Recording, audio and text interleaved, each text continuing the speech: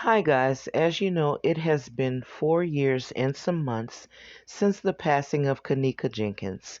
Kenneka Jenkins was a 19-year-old girl who was found dead at the Crown Plaza Hotel inside of a walk-in freezer in 2017. Now, her mom posted up something that has a lot of people curious as to what's going on in the case. She posted up that she would be receiving new information regarding her daughter's case. So, what I want to do right now, for the people who don't know the story of Kenneka Jenkins, I am going to read you the synopsis, which is the basis of the lawsuit filed by uh, Jeffrey Feiger and Beam Legal Team. And I'm just going to go ahead and read this to you so you can better understand what's going on, how this whole situation played out, and be looking forward to what's coming next because we're nearing the end of this case. It's almost 4 years. I would say I'd give it another maybe 6 to 8 months, and this case is going to be settled. So for the people who are not really familiar with it, I'm gonna just go ahead on and read the synopsis to you. And it says, mother of 19-year-old Kenneka Jenkins files $50 million lawsuit against Crown Plaza Hotel, security and staff. Chicago teen Kenneka Jenkins died on September 9th, 2017 after becoming accidentally confined to a walk-in freezer in the downstairs kitchen of Chicago O'Hare Crown Plaza Hotel.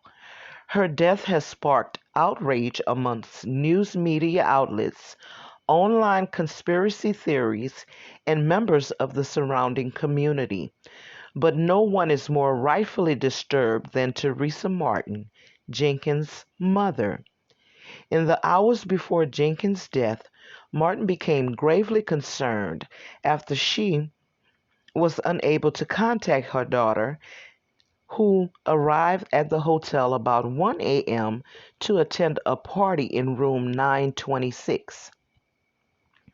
The other visitors complained about the noise and the powerful smell of intoxicants coming from the room, though Capital Security, the contractor providing security service for the hotel, failed to intervene.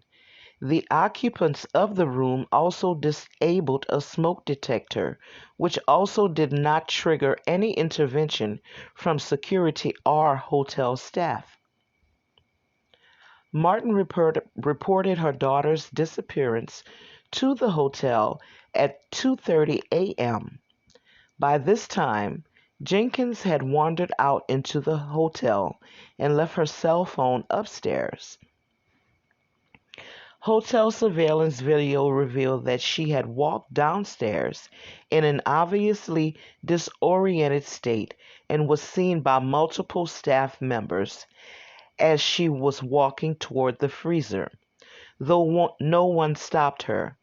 Martin was assured by the hotel staff and Capitol Security that they would review video footage and cameras in order to find Jenkins, though they failed to do so in a timely manner. Martin continued to search for her daughter and reported Jenkins' disappearance to Rosemont Public Safety Police after 12:30 p.m. the same day. Later that night, at 10:30 p.m., a hotel employee walked into the freezer where Jenkins had been sitting since the night before. The employee failed to see her, and Jenkins was not discovered until 2 hours later, at which time she had already frozen to death. In addition to CPO Hospitality LLC and F&F Realty Ltd., the managing entities at the Crown Plaza Chicago O'Hare Hotel, and the Capital Security.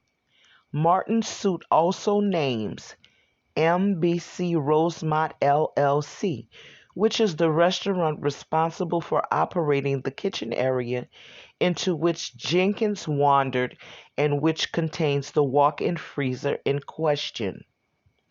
MBC Rosemont LLC may also be on the chopping block if the allegations that they failed to secure the freezer, maintain adequate latching and locking systems, and ensure clear signage are proven true.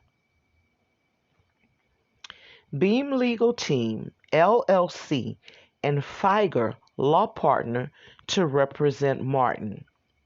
At Beam Legal Team, LLC, we are proud to represent Ms. Martin as she seeks appropriate compensation for the loss of her daughter and the pain and suffering her daughter endured while slowly freezing to death in this tragic, avoidable accident.